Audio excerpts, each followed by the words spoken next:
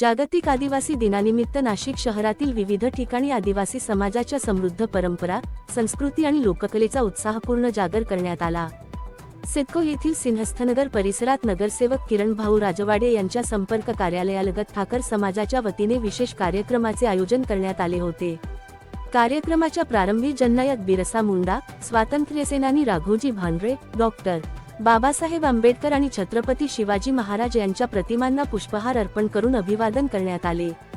यावेळी ठाकर समाज बांधवांनी पारंपरिक वेशभूषेत सहभागी होत लोकनृत्य, पारंपरिक गीतांसह विविध सांस्कृतिक कलांचे सादरीकरण केले. या सांस्कृतिक कार्यक्रमातून आदिवासी समाजाची समृद्ध परंपरा आणि जल, जंगल, जमीन यांच्याशी असलेले अतूट नाते अधोरेखित झाले. कार्यक्रमाला आयोजक नगरसेवक किरण भाऊ राजवाडे यांच्यासह विविध मान्यवर, पदाधिकारी आणि समाजबांधव मोठ्या संख्येने उपस्थित होते.